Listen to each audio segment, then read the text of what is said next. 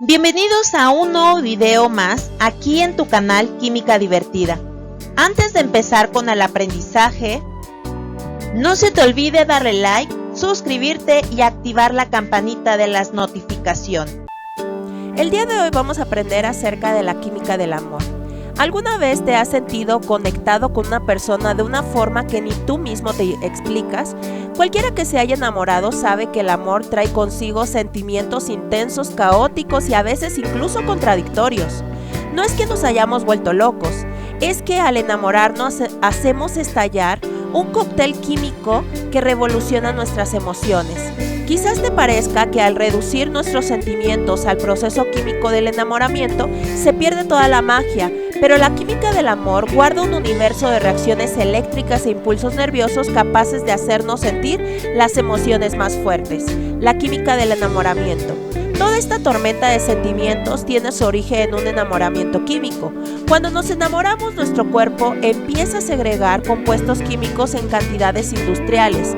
Estos nos pueden hacer sentir un subidón de energía, excitación y felicidad, o por el contrario, un bajón absoluto doloroso. Primera fase de la química del amor. Se enciende la hormona del amor. El proceso químico del enamoramiento empieza por la atracción, pero ¿qué es exactamente lo que nos atrae de la otra persona? Cada uno de nosotros tenemos unas preferencias diferentes y muchas veces inconscientes. Nos suelen gustar personas parecidas a nosotros, que tengan un grado de inteligencia similar, sentido del humor y valores parecidos. Pero hay muchas personas así y obviamente no nos enamoramos de todas ellas. Lo cierto es que poco puedes hacer para controlar quién te atrae y quién no, porque el enamoramiento químico empieza en un ámbito invisible e imperceptible. Nos sentimos atraídos por aquellas personas con sistemas inmunitarios diferentes al nuestro y es su olor el que nos hace ser atraídos a ellos. Cuando nos enamoramos liberamos sustancias químicas que nos hacen sentir tan bien. La dopamina, la droga del amor. Es un neurotransmisor que nos hace sentir placer y euforia al estar con la persona amada. Tiene un potente sistema de recompensa y por eso nos crea la necesidad de estar con esa persona. Cuando la dopamina desaparece, aparecen la tristeza y la obsesión. La norepinefrina. Nos da una dosis de adrenalina, una hormona muy simpática que hace que el corazón nos lata más rápido, suba la presión arterial, nos suden las palmas de las manos y nos ruboricemos. Por si fuera poco, da pie a toda esa montaña rusa de emociones que sentimos cuando nos enamoramos y que hace parecer que hayamos perdido la razón.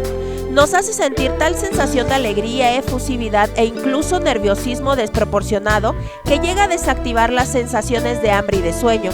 Gracias a la norepinefrina dejamos de pensar con claridad y sin darnos cuenta hemos reducido nuestro mundo a una única persona, nos hemos enamorado. La feniletilamina. Ahora que el proceso químico del enamoramiento está más avanzado, hay una sustancia que inunda tu cuerpo y te domina por completo, la feniletilamina.